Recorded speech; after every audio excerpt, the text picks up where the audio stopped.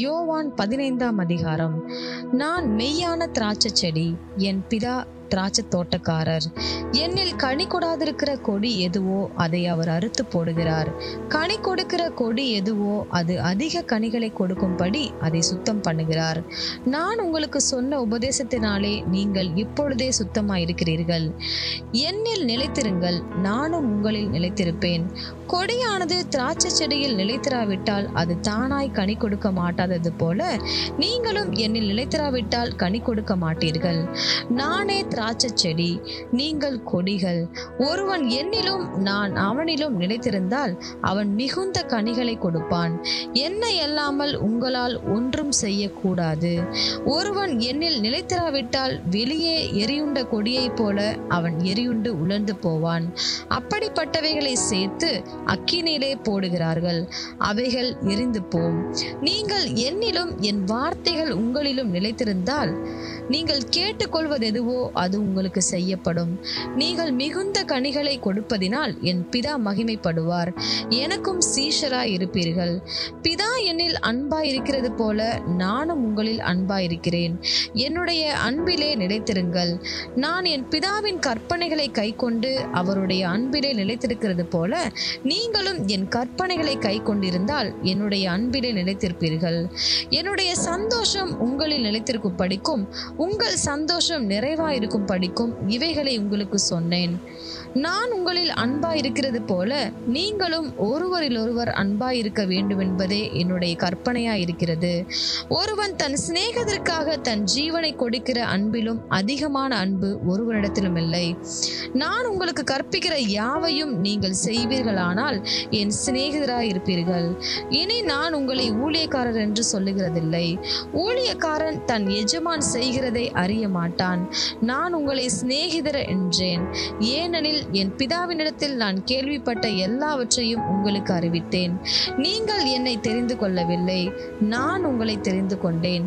நீங்கள் என் நாமத்தினாலே பிதாவை கேட்டுக்கொள்வது எதுவோ அதை அவர் உங்களுக்கு கொடுக்கத்தக்கதாக நீங்கள் போய் கனி கொடுக்கும் படிக்கும் உங்கள் கனி நிலைத்திருக்கும் படிக்கும் நான் உங்களை ஏற்படுத்தினேன். நீங்கள் ஒருவரில் ஒருவர் அன்பாயிருக்க வேண்டும் என்று இவைகளை உங்களுக்கு கற்பிக்கிறேன். உலகம் உங்களை பகைத்தால் அது உங்களை பகைக்கிறதற்கு முன்னே என்னை பகைத்ததென்று அறியுங்கள். நீங்கள் உலகத்தாராய் இருந்தால் உலகம் தன்னுடையதை சிநேகித்திருக்கும். நீங்கள் உலகத்தாராய் இராதபடியினாலும் நான் உங்களை உலகத்திலிருந்து தெரிந்து கொண்டபடியினாலும் உலகம் உங்களை பகைக்கிறது. ஊழியக்காரன் தன் எஜமானிலும் பெரியவன் அல்லவென்று நான் உங்களுக்கு சொன்ன வார்த்தையை நினைத்துக் கொள்ளுங்கள். அவர்கள் என்னை துன்பப்படுத்தினதுண்டானால் உங்களையும் துன்பப்படுத்துவார்கள். அவர்கள் என் வசனத்தை கை கொண்டதுண்டானால் உங்கள் வசனத்தையும் கை கொள்வார்கள். அவர்கள் என்னை அனுப்பினவரை அறியாதபடியினால் என் நாமத்தின் நிமித்தமே இவைகளை எல்லாம் உங்களுக்கு செய்வார்கள். நான் வந்து அவர்களிடத்தில் பேசாதிருந்தேனானால் அவர்களுக்கு பாவம் இராது. இப்பொழுதோ தங்கள் பாவத்தை குறித்து போக்கு சொல்ல அவர்களுக்கு இடமில்லை. என்னை பகைக்கிறவன் என் பிதாவையும் பகைக்கிறான். வேறொருவரும் செய்யாத கிரியைகளை நான் அவர்களுக்குள்ளே செய்யாதிருந்தேனானால் அவர்களுக்கு பாவம் இராது. இப்பொழுது அவர்கள் என்னையும் என் பிதாவையும் கண்டும் பகைத்தும் இருக்கிறார்கள். முகாந்தரம் இல்லாமல் என்னை பகைத்தார்கள் என்று அவர்களுடைய வேதத்தில் எழுதியிருக்கிற வாக்கியம் நிறைவேறும் படிக்கு இப்படி ஆயிற்று. பிதாவினிடத்திலிருந்து நான் உங்களுக்கு அனுப்ப போகிறவரும் பிதாவினிடத்திலிருந்து புறப்படுகிறவருமாகிய சத்திய ஆவியான தேற்றரவாளன் வரும்போது அவர் என்னை குறித்து சாட்சி கொடுப்பார். நீங்களும் ஆதி முதல் என்னுடனே கூட இருந்தபடியினால் எனக்கு சாட்சிகளாய் இருப்பீர்கள். யோவான் 16ஆம் அதிகாரம். நீங்கள் இடரல் அடையாதபடிக்கு இவைகளை உங்களுக்கு சொன்னேன். அவர்கள் உங்களை ஜெப ஆலயங்களுக்கு புறம்பாக்குவார்கள். மேலும் உங்களை கொலை செய்கிறவன் தான் தேவனுக்கு தொண்டு செய்கிறவன் என்று நினைக்கும் காலம் வரும். அவர்கள் பிதாவையும் என்னையும் அறியாதபடியினால் இவைகளை உங்களுக்கு செய்வார்கள். அந்த காலம் வரும்போது நான் இவைகளை உங்களுக்கு சொன்னேன் என்று நீங்கள் நினைக்கும்படி இவைகளை உங்களுக்கு சொல்லியிருக்கிறேன். நான் உங்களுடனே கூட இருந்தபடியினால் ஆரம்பத்திலே இவைகளை உங்களுக்கு சொல்லவில்லை. இப்பொழுது நான் என்னை அனுப்பினவரிடத்திற்கு போகிறேன். எங்கே போகிறீர் என்று உங்களில் ஒருவனும் என்னை கேட்கவில்லை. ஆனாலும் நான் இவைகளை உங்களுக்கு சொன்னதினால் உங்கள் இருதயம் துக்கத்தால் நிறைந்திருக்கிறது. நான் உங்களுக்கு உண்மையை சொல்லுகிறேன், நான் போகிறது உங்களுக்கு பிரயோஜனமாயிருக்கும். நான் போகாதிருந்தால் தேற்றரவாளன் உங்களிடத்தில் வரார். நான் போவேனேயாகில் அவரை உங்களிடத்திற்கு அனுப்புவேன். அவர் வந்து பாவத்தை குறித்தும் நீதியை குறித்தும் நியாய தீர்ப்பை குறித்தும் உலகத்தை கண்டித்து உணர்த்துவார். அவர்கள் என்னை விசுவாசியாதபடியினாலே பாவத்தை குறித்தும், நீங்கள் இனி என்னை காணாதபடிக்கு நான் என் பிதாவினிடத்திற்கு போகிறபடியினாலே நீதியை குறித்தும், இந்த உலகத்தின் அதிபதி நியாயம் தீர்க்கப்பட்டதினாலே நியாய தீர்ப்பை குறித்தும் கண்டித்து உணர்த்துவார். இன்னும் அநேக காரியங்களை நான் உங்களுக்கு சொல்ல வேண்டியதாக இருக்கிறது. அவைகளை நீங்கள் இப்பொழுது தாங்க மாட்டீர்கள். சத்திய ஆவியாகிய அவர் வரும்போது சகல சத்தியத்திற்குள்ளும் உங்களை நடத்துவார். அவர் தம்முடைய சுயமாய் பேசாமல் தாம் கேள்விப்பட்டவைகள் யாவையும் சொல்லி வரப்போகிற காரியங்களை உங்களுக்கு அறிவிப்பார். அவர் என்னுடையதில் எடுத்து உங்களுக்கு அறிவிப்பதினால் என்னை மகிமைப்படுத்துவார். பிதாவினுடையவைகள் யாவும் என்னுடையவைகள், அதனாலே அவர் என்னுடையதில் எடுத்து உங்களுக்கு அறிவிப்பார் என்றேன். நான் பிதாவினிடத்திற்கு போகிறபடியினால் கொஞ்ச காலத்திலே என்னை காணாதிருப்பீர்கள், மறுபடியும் கொஞ்ச காலத்திலே என்னை காண்பீர்கள் என்றார். அப்பொழுது அவருடைய சீஷரில் சிலர், நான் பிதாவினிடத்திற்கு போகிறபடியினால் கொஞ்ச காலத்திலே என்னை காணாதிருப்பீர்கள் என்றும் மறுபடியும் கொஞ்ச காலத்திலே என்னை காண்பீர்கள் என்றும் அவர் நம்முடனே சொல்லுகிறதின் கருத்தென்ன என்று தங்களுக்குள்ளே பேசிக்கொண்டதுமன்றி, கொஞ்ச காலம் என்கிறாரே, இதென்ன? அவர் சொல்லுகிறது இன்னதென்று நமக்கு விளங்கவில்லையே என்றார்கள். அதை குறித்து தம்மிடத்தில் கேட்கும்படி அவர்கள் விரும்புகிறதை இயேசு அறிந்து அவர்களை நோக்கி, கொஞ்ச காலத்திலே என்னை காணாதிருப்பீர்கள், மறுபடியும் கொஞ்ச காலத்திலே என்னை காண்பீர்கள் என்று நான் சொன்னதை குறித்து நீங்கள் உங்களுக்குள்ளே விசாரிக்கிறீர்களோ? மெய்யாகவே மெய்யாகவே நான் உங்களுக்கு சொல்லுகிறேன், நீங்கள் அழுது புலம்புவீர்கள், உலகமோ சந்தோஷப்படும். நீங்கள் துக்கப்படுவீர்கள், ஆனாலும் உங்கள் துக்கம் சந்தோஷமாக மாறும். ஸ்திரீயானவளுக்கு பிரசவ காலம் வந்திருக்கும் போது அவள் துக்கம் அடைகிறாள். பிள்ளை பெற்றவுடனே ஒரு மனுஷன் உலகத்தில் பிறந்தான் என்கிற சந்தோஷத்தினால் அப்புறம் உபத்திரவத்தை நினையாள். அதுபோல நீங்களும் இப்பொழுது துக்கமடைந்திருக்கிறீர்கள். நான் மறுபடியும் உங்களை காண்பேன், அப்பொழுது உங்கள் இருதயம் சந்தோஷப்படும். உங்கள் சந்தோஷத்தை ஒருவனும் உங்களிடத்தில் இருந்து எடுத்து போட மாட்டான். அந்த நாளிலே நீங்கள் என்னிடத்தில் ஒன்றும் கேட்க மாட்டீர்கள். மெய்யாகவே மெய்யாகவே நான் உங்களுக்கு சொல்லுகிறேன், நீங்கள் என் நாமத்தினாலே பிதாவினிடத்தில் கேட்டுக்கொள்வது எதுவோ அதை அவர் உங்களுக்கு தருவார். இதுவரைக்கும் நீங்கள் என் நாமத்தினாலே ஒன்றும் கேட்கவில்லை. கேளுங்கள், அப்பொழுது உங்கள் சந்தோஷம் நிறைவாயிருக்கும்படி பெற்றுக்கொள்வீர்கள். இவைகளை நான் ஓமைகளால் உங்களுடனே பேசுகிறேன். காலம் வரும், அப்பொழுது நான் ஓமைகளாய் உங்களுடனே பேசாமல் பிதாவை குறித்து வெளிப்படையாக உங்களுக்கு அறிவிப்பேன். அந்த நாளில் நீங்கள் என் நாமத்தினாலே வேண்டிக் கொள்வீர்கள். உங்களுக்காக பிதாவை நான் கேட்டுக்கொள்வேன் என்று உங்களுக்கு சொல்ல வேண்டியதில்லை. நீங்கள் என்னை சிநேகித்து நான் தேவனிடத்திலிருந்து புறப்பட்டு வந்தேன் என்று விசுவாசிக்கிறபடியினால் பிதா தாமே உங்களை சிநேகிக்கிறார். நான் பிதாவினிடத்திலிருந்து புறப்பட்டு உலகத்திலே வந்தேன், மறுபடியும் உலகத்தை விட்டு பிதாவினிடத்திற்கு போகிறேன் என்றார். அவருடைய சீஷர்கள் அவரை நோக்கி, இதோ இப்பொழுது நீர் ஓமைகளாய் பேசாமல் வெளிப்படையாய் பேசுகிறீர். நீர் எல்லாவற்றையும் அறிந்திருக்கிறீர் என்றும் ஒருவன் உம்மை வினாவ வேண்டுவதில்லை என்றும் இப்பொழுது அறிந்திருக்கிறோம். இதனாலே நீர் தேவனிடத்திலிருந்து வந்தீர் என்று விசுவாசிக்கிறோம் என்றார்கள். இயேசு அவர்களுக்கு பிரதியுத்தரமாக, இப்பொழுது நீங்கள் விசுவாசிக்கிறீர்கள். இதோ நீங்கள் சிதறுண்டு அவனவன் தன் தன் இடத்துக்கு போய் என்னை தனியே விட்டுவிடும் காலம் வரும். அது இப்பொழுது வந்திருக்கிறது. ஆனாலும் நான் தனித்திரேன், பிதா என்னுடனே கூட இருக்கிறார். என்னிடத்தில் உங்களுக்கு சமாதானம் உண்டாயிருக்கும் பொருட்டு இவைகளை உங்களுக்கு சொன்னேன்.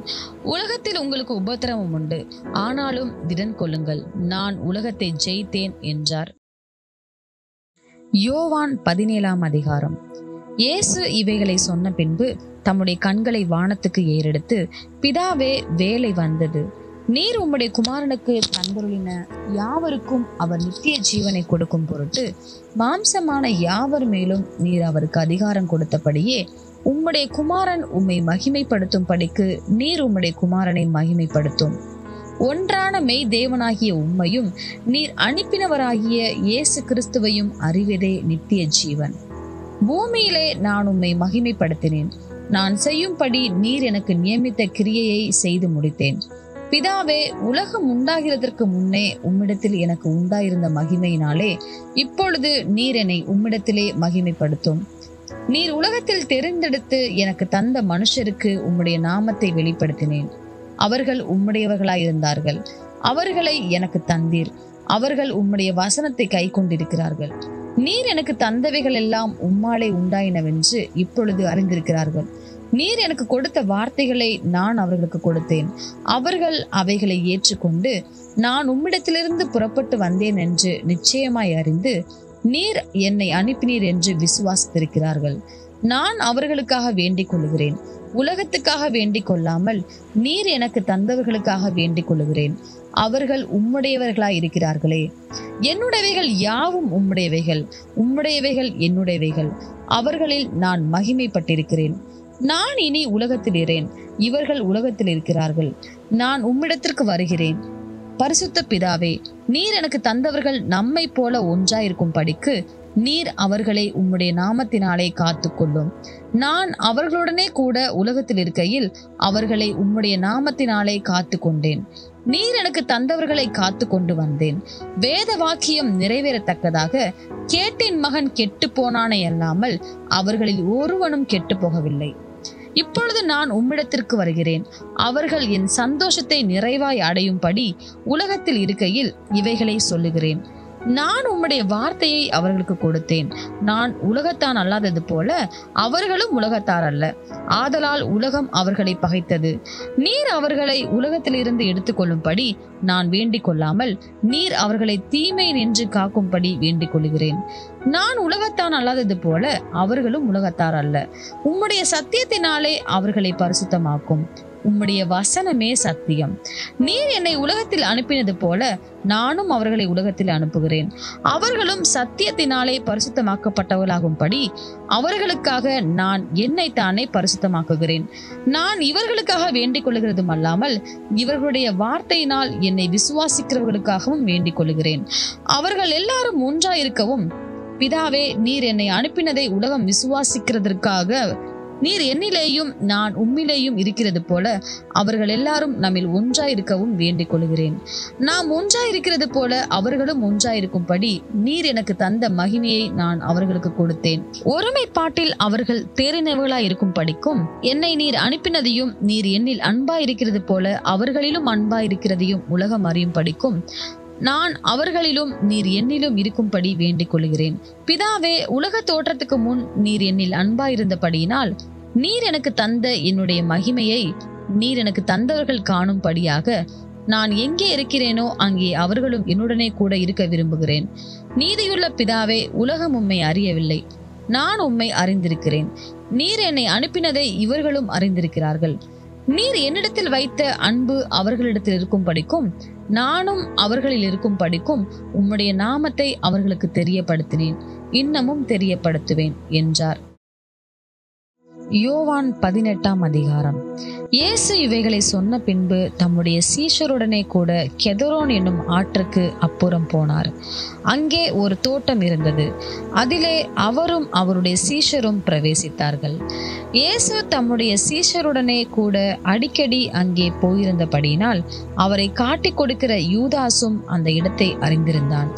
யூதாஸ் போர்ச்சேவகரின் கூட்டத்தையும் பிரதான ஆசாரியர் பரிசேயர் என்பவர்களால் அனுப்பப்பட்ட ஊழியக்காரரையும் கூட்டிக் கொண்டு பந்தங்களோடும் தீவட்டிகளோடும் ஆயுதங்களோடும் அவ்விடத்திற்கு வந்தான். இயேசு தமக்கு நேரிட போகிற எல்லாவற்றையும் அறிந்து எதிர்கொண்டு போய் அவர்களை நோக்கி, யாரை தேடுகிறீர்கள் என்றார். அவருக்கு அவர்கள் பிரதியுத்தரமாக, நசரேயனாகிய இயேசுவை தேடுகிறோம் என்றார்கள். அதற்கு இயேசு, நான் தான் என்றார். அவரை காட்டிக் கொடுத்த யூதாசும் அவர்களுடனே கூட நின்றான். நான் தான் என்று அவர் அவர்களிடத்தில் சொன்ன உடனே அவர்கள் பின்னிட்டு தரையிலே விழுந்தார்கள். அவர் மறுபடியும் அவர்களை நோக்கி, யாரை தேடுகிறீர்கள் என்று கேட்டார். அவர்கள் நசரேயனாகிய இயேசுவை தேடுகிறோம் என்றார்கள். இயேசு பிரதியுத்தரமாக, நான் தான் என்று உங்களுக்கு சொன்னேனே, என்னை தேடுகிறதுண்டானால் இவர்களை போக விடுங்கள் என்றார். நீர் எனக்கு தந்தவர்களில் ஒருவனையும் நான் இழந்து போகவில்லை என்று அவர் சொல்லிய வசனம் நிறைவேறத்தக்கதாக இப்படி நடந்தது. அப்பொழுது சீமோன் பேதுரு தன்னிடத்தில் இருந்த பட்டயத்தை உருவி பிரதான ஆசாரியனுடைய வேலைக்காரனை வலது காதர வெட்டினான். அந்த வேலைக்காரனுக்கு மல்குஸ் என்று பெயர். அப்பொழுது இயேசு பேதுருவை நோக்கி, உன் பட்டயத்தை உரையிலே போடு. பிதா எனக்கு கொடுத்த பாத்திரத்தில் நான் பானம் பண்ணாதிருப்பேனோ என்றார்.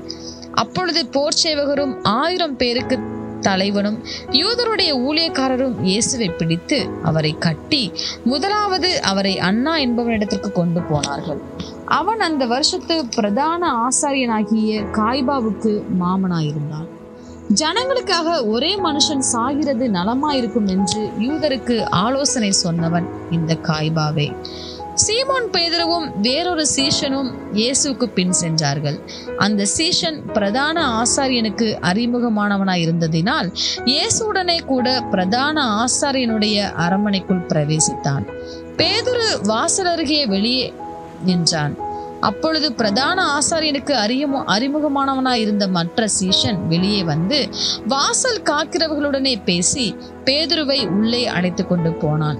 அப்பொழுது வாசல் காக்கிற வேலைக்காரி பேதுருவை நோக்கி, நீயும் அந்த மனுஷனுடைய சீஷரில் ஒருவன் அல்லவா என்றாள். அவன், நான் அல்ல என்றான். குளிர்காலமானபடியினாலே ஊழியக்காரரும் சேவகரும் கரிநெருப்பு உண்டாக்கி நின்று குளிர் காய்ந்து கொண்டிருந்தார்கள். அவர்களுடனே கூட பேதுருவும் நின்று குளிர் காய்ந்து கொண்டிருந்தான். பிரதான ஆசாரியன் இயேசுவிடத்தில் அவருடைய சீஷரை குறித்தும் போதகத்தை குறித்தும் விசாரித்தான். இயேசு அவனுக்கு பிரதியுத்தரமாக, நான் வெளியரங்கமாய் உலகத்திலுடனே பேசினேன். ஜெப ஆலயங்களிலேயும் யூதர்கள் எல்லாரும் கூடி வருகிற தேவாலயத்திலேயும் எப்பொழுதும் உபதேசித்தேன். அந்தரங்கத்திலே நான் ஒன்றும் பேசவில்லை. நீர் என்னிடத்தில் விசாரிக்க வேண்டியதென்ன? நான் சொன்னவைகளை கேட்டவர்களிடத்தில் விசாரியும். நான் பேசினவைகளை அவர்கள் அறிந்திருக்கிறார்களே என்றார். இப்படி அவர் சொன்ன பொழுது சமீபத்தில் நின்ற சேவகரில் ஒருவன், பிரதான ஆசாரியனுக்கு இப்படியா உத்தரவு சொல்லுகிறது என்று இயேசுவை ஒரு அறை அறைந்தான். இயேசு அவனை நோக்கி, நான் தகாத விதமாய் பேசினதுண்டானால் தகாததை ஒப்புவி. நான் தகுதியாய் பேசினேனே ஆகில் என்னை ஏன் அடிக்கிறாய் என்றார். பின்பு அண்ணா என்பவன் பிரதான ஆசாரியனாகிய காய்பாவினிடத்திற்கு அவரை கட்டுண்டவராக அனுப்பினான். சீமோன் பேதுரு நின்று குளிர் காய்ந்து கொண்டிருந்தான். அப்பொழுது சிலர் அவனை நோக்கி, நீயும் அவனுடைய சீஷரில் ஒருவன் அல்லவா என்றார்கள். அவன், நான் அல்ல என்று மறுதலித்தான். பிரதான ஆசாரியனுடைய வேலைக்காரரில் பேதுரு காதர வெட்டினவனுக்கு இனத்தானாகிய ஒருவன் அவனை நோக்கி, நான் உன்னை அவனுடனே கூட தோட்டத்திலே காணவில்லையா என்றான். அப்பொழுது பேதுரு மறுபடியும் மறுதலித்தான். உடனே சேவல் கூவிற்று. அவர்கள் காய்பாவினிடத்திலிருந்து இயேசுவை தேசாதிபதியின் அரண்மனைக்கு கொண்டு போனார்கள். அப்பொழுது விடியற் காலமாயிருந்தது. தீட்டுப்படாமல் பஸ்காவை புசிக்கத்தக்கதாக அவர்கள் தேசாதிபதியின் அரண்மனைக்குள் பிரவேசியாதிருந்தார்கள். ஆதலால் பிலாத்து அவர்களிடத்தில் வெளியே வந்து, இந்த மனுஷன் மேல் என்ன குற்றம் சாட்டுகிறீர்கள் என்றான். அவர்கள் அவனுக்கு பிரதியுத்தரமாக, இவன் குற்றவாளியாய் இராவிட்டால் இவனை உம்மிடத்தில் ஒப்பு கொடுக்க மாட்டோம் என்றார்கள். அப்பொழுது பிலாத்து அவர்களை நோக்கி, இவனை நீங்களே கொண்டு போய் உங்கள் நியாயப்பிரமாணத்தின்படி நியாயம் தீருங்கள் என்றான். அதற்கு யூதர்கள், ஒருவனையும் மரண ஆக்கினை செய்ய எங்களுக்கு அதிகாரம் இல்லை என்றார்கள். தாம் இன்ன விதமான மரணமாய் மரிக்கப் போகிறார் என்பதை குறித்து இயேசு குறிப்பாய் சொல்லியிருந்த வார்த்தை நிறைவேறத்தக்கதாக இப்படி சொன்னார்கள். அப்பொழுது பிலாத்து மறுபடியும் அரண்மனைக்குள் பிரவேசித்து இயேசுவை அழைத்து, நீ யூதருடைய ராஜாவா என்று கேட்டான். இயேசு அவனுக்கு பிரதியுத்தரமாக, நீரா இப்படி சொல்லுகிறீரோ அல்லது மற்றவர்கள் என்னை குறித்து இப்படி உமக்கு சொன்னார்களோ என்றார். பிலாத்து பிரதியுத்தரமாக, நான் யூதனா? உன் ஜனங்களும் பிரதான ஆசாரியரும் என்னிடத்தில் ஒப்பு கொடுத்தார்கள். நீ என்ன செய்தாய் என்றான். இயேசு பிரதியுத்தரமாக, என் ராஜ்யம் இவ்வுலகத்திற்குரியதல்ல. என் ராஜ்யம் இவ்வுலகத்திற்குரியதானால் நான் யூதரிடத்தில் ஒப்பு கொடுக்கப்படாதபடிக்கு என் ஊழியக்காரர் போராடி இருப்பார்களே. இப்படி இருக்க என் ராஜ்யம் இவ்விடத்திற்குரியதல்ல என்றார். அப்பொழுது பிலாத்து அவரை நோக்கி, அப்படியானால் நீ ராஜாவோ என்றான். இயேசு பிரதியுத்தரமாக, நீர் சொல்லுகிறபடி நான் ராஜாதான். சத்தியத்தை குறித்து சாட்சி கொடுக்க நான் பிறந்தேன். இதற்காகவே இந்த உலகத்தில் வந்தேன். சத்தியவான் எவனும் என் சத்தம் கேட்கிறான் என்றார். அதற்கு பிலாத்து, சத்தியமாவது என்ன என்றான். மறுபடியும் அவன் யூதர்களிடத்தில் வெளியே வந்து, நான் அவனிடத்தில் ஒரு குற்றமும் காணேன். பஸ்கா பண்டிகையில் நான் உங்களுக்கு ஒருவனை விடுதலை பண்ணுகிற வழக்கம் உண்டே. ஆகையால் யூதருடைய ராஜாவை நான் உங்களுக்காக விடுதலை பண்ண உங்களுக்கு மனதுண்டா என்றான். அப்பொழுது அவர்கள் எல்லாரும், இவனை அல்ல, பரபாசை விடுதலை பண்ண வேண்டும் என்று மறுபடியும் சத்தமிட்டார்கள். அந்த பரபாஸ் என்பவன் கள்ளனாயிருந்தான். யோவான் 19ஆம் அதிகாரம். அப்பொழுது பிலாத்து இயேசுவை பிடித்து வாரினால் அடிப்பித்தான். போர்ச்சேவகர் முள்ளுகளினால் ஒரு முடியை பின்னி அவர் சிரசின் மேல் வைத்து சிவப்பான ஒரு அங்கியை அவருக்கு உடுத்தி, யூதருடைய ராஜாவே வாழ்க என்று சொல்லி அவரை கையினால் அடித்தார்கள். பிலாத்து மறுபடியும் வெளியே வந்து, நான் இவனிடத்தில் ஒரு குற்றமும் காணேன் என்று நீங்கள் அறியும்படிக்கு இதோ உங்களிடத்தில் இவனை வெளியே கொண்டு வருகிறேன் என்றான். இயேசு முள்முடியும் சிவப்பங்கியும் தரித்தவராய் வெளியே வந்தார். அப்பொழுது பிலாத்து அவர்களை நோக்கி, இதோ இந்த மனுஷன் என்றான். பிரதான ஆசாரியரும் சேவகரும் அவரை கண்டபோது, சிலுவையில் அறையும், சிலுவையில் அறையும் என்று சத்தமிட்டார்கள். அதற்கு பிலாத்து, நீங்களே இவனை கொண்டு போய் சிலுவையில் அறையுங்கள், நான் இவனிடத்தில் ஒரு குற்றமும் காணேன் என்றான். யூதர்கள் அவனுக்கு பிரதியுத்தரமாக, எங்களுக்கு ஒரு நியாய பிரமாணம் உண்டு. இவன் தன்னை தேவனுடைய குமாரன் என்று சொன்னபடியினால் அந்த நியாய பிரமாணத்தின்படியே இவன் சாக வேண்டும் என்றார்கள். பிலாத்து இந்த வார்த்தையை கேட்ட பொழுது அதிகமாய் பயந்து மறுபடியும் அரண்மனைக்குள்ளே போய் இயேசுவை நோக்கி, நீ எங்கே இருந்து வந்தவன் என்றான். அதற்கு இயேசு மாறுதரம் ஒன்றும் சொல்லவில்லை. அப்பொழுது பிலாத்து, நீ என்னோட பேசுகிறதில்லையா? உன்னை சிலுவையில் அறைய எனக்கு அதிகாரம் உண்டென்றும் உன்னை விடுதலை பண்ண எனக்கு அதிகாரம் உண்டென்றும் உனக்கு தெரியாதா என்றான். இயேசு பிரதியுத்தரமாக, பரத்திலிருந்து உமக்கு கொடுக்கப்படாதிருந்தால் என் மேல் உமக்கு ஒரு அதிகாரமும் இராது. ஆனபடியினாலே என்னை உம்மிடத்தில் ஒப்பு கொடுத்தவனுக்கு அதிக பாவம் உண்டு என்றார். அது முதல் பிலாத்து அவரை விடுதலை பண்ண வகை தேடினான். யூதர்கள் அவனை நோக்கி, இவனை விடுதலை பண்ணினால் நீ ராயனுக்கு சிநேகிதன் அல்ல, தன்னை ராஜாவென்கிறவனெவனோ அவன் ராயனுக்கு விரோதி என்று சத்தமிட்டார்கள். பிலாத்து இந்த வார்த்தையை கேட்ட பொழுது இயேசுவை வெளியே அழைத்து வந்து தலைவரசப்படுத்தின மேடை என்றும் எபிரேயு பாஷையிலே கபத்தா என்றும் சொல்லப்பட்ட இடத்திலே நியாயாசனத்தின் மேல் உட்கார்ந்தான். அந்த நாள் பஸ்காவுக்கு ஆயத்த நாளும் ஏறக்குறைய 6 மணி நேரமாயிருந்தது. அப்பொழுது அவன் யூதர்களை நோக்கி, இதோ உங்கள் ராஜா என்றான். அவர்கள், இவனை அகற்றும், சிலுவையில் அறையும் என்று சத்தமிட்டார்கள். அதற்கு பிலாத்து, உங்கள் ராஜாவை நான் சிலுவையில் அறையலாமா என்றான். பிரதான ஆசாரியர் பிரதியுத்தரமாக, ராயனை அல்லாமல் எங்களுக்கு வேறே ராஜா இல்லை என்றார்கள். அப்பொழுது அவரை சிலுவையில் அறையும் படிக்கு அவர்களிடத்தில் ஒப்பு கொடுத்தான். அவர்கள் இயேசுவை பிடித்து கொண்டு போனார்கள். அவர் தம்முடைய சிலுவையை சுமந்து கொண்டு எபிரேயு பாஷையிலே கொல்கொதா என்று சொல்லப்படும் கபாலஸ்தலம் என்கிற இடத்திற்கு புறப்பட்டு போனார். அங்கே அவரை சிலுவையில் அறைந்தார்கள். அவரோட கூட வேறு 2 பேரை 2 பக்கங்களிலும் இயேசுவை நடுவிலுமாக சிலுவைகளில் அறைந்தார்கள். பிலாத்து ஒரு மேல் விலாசத்தை எழுதி சிலுவையின் மேல் போடுவித்தான்.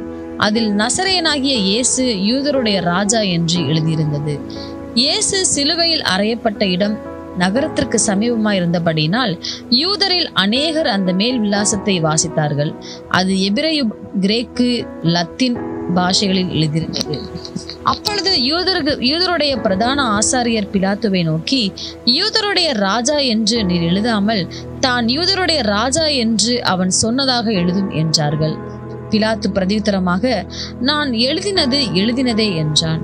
போர்ச்சேவகர் இயேசுவை சிலுவையில் அறைந்த பின்பு அவருடைய வஸ்திரங்களை எடுத்து ஒவ்வொரு சேவகனுக்கு ஒவ்வொரு பங்காக 4 பங்காக்கினார்கள். அங்கியையும் எடுத்தார்கள். அந்த அங்கி தையல் இல்லாமல் மேலே தொடங்கி முழுவதும் நெய்யப்பட்டதாயிருந்தது. அவர்கள், இதை நாம் கிழியாமல் யாருக்கு வருமோ என்று இதை குறித்து சீட்டு போடுவோம் என்று ஒருவரோடொருவர் பேசிக்கொண்டார்கள்.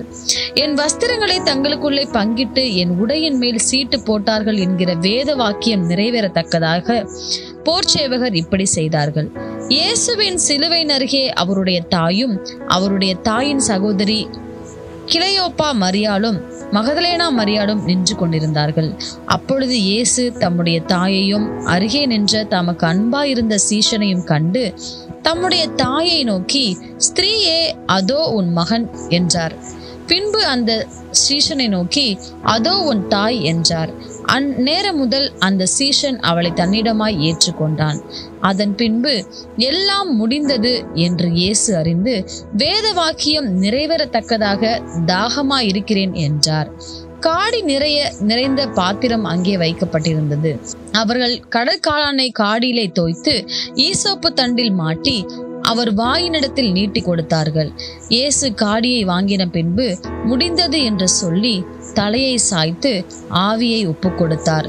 அந்த நாள் பெரிய ஓய்வு நாளுக்கு ஆயத்த நாளாய் இருந்தபடியினால் உடல்கள் அந்த ஓய்வு நாளிலே சிலுவைகளில் இராதபடிக்கு யூதர்கள் பிலாத்துவினிடத்தில் போய் அவர்களுடைய கால் எலும்புகளை முறிக்கும் படிக்கும் உடல்களை எடுத்து போடும் படிக்கும் உத்தரவு கேட்டுக்கொண்டார்கள். அந்தபடி போர்ச்சேவகர் வந்து அவருடனே கூட சிலுவையில் அறையப்பட்ட முந்தினவனுடைய கால் எலும்புகளையும் மற்றவனுடைய கால் எலும்புகளையும் முறித்தார்கள். அவர்கள் இயேசுவினிடத்தில் வந்து அவர் மரித்திருக்கிறதை கண்டு அவருடைய கால் எலும்புகளை முறிக்கவில்லை. ஆகிலும் போர் சேவகரில் ஒருவன் ஈட்டினாலே அவருடைய விலாவில் குத்தினான். உடனே இரத்தமும் தண்ணீரும் புறப்பட்டது. அதை கண்டவன் சாட்சி கொடுக்கிறான். அவனுடைய சாட்சி மெய்யாயிருக்கிறது. நீங்கள் விசுவாசிக்கும்படி தான் சொல்லுகிறது மெய்யென்று அவன் அறிந்திருக்கிறான். அவருடைய எலும்புகளில் ஒன்றும் முறிக்கப்படுவதில்லை என்கிற வேத வாக்கியம் நிறைவேறும்படி இவைகள் நடந்தது. அல்லாமலும் தாங்கள் குத்தினவரை நோக்கி பார்ப்பார்கள் என்று வேறொரு வேத வாக்கியம் சொல்லுகிறது. இவைகளுக்கு பின்பு அரிமத்தியா ஊரானும் யூதருக்கு பயந்ததினால் இயேசுவுக்கு அந்தரங்க சீஷனுமாகிய யோசேப்பு இயேசுவின் சரீரத்தை எடுத்து கொண்டு போகும்படி பிலாத்துவினிடத்தில் உத்தரவு கேட்டான். பிலாத்து உத்தரவு கொடுத்தான். ஆகையால் அவன் வந்து இயேசுவின் சரீரத்தை எடுத்து கொண்டு போனான். ஆரம்பத்திலே ஒரு ராத்திரியில் இயேசுவினிடத்தில் வந்திருந்த நிக்கோதேமு என்பவன் வெள்ளை போலமும் கரிய போலமும் கலந்து ஏறக்குறைய 100 ராத்தல் கொண்டு வந்தான். அவர்கள் இயேசுவின் சரீரத்தை எடுத்து யூதர்கள் அடக்கம் பண்ணும் முறைமையின்படியே அதை சுகந்த வர்க்கங்களுடனே சீலைகளில் சுற்றி கட்டினார்கள். அவர் சிலுவையில் அறையப்பட்ட இடத்தில் ஒரு தோட்டமும் அந்த தோட்டத்தில் ஒரு காலும் ஒருவனும் வைக்கப்பட்டிராத ஒரு புதிய கல்லறையும் இருந்தது. யூதருடைய ஆயத்த நாளானபடினாலும் அந்த கல்லறை சமீபமா இருந்தபடினாலும் அவ்விடத்திலே இயேசுவை வைத்தார்கள்.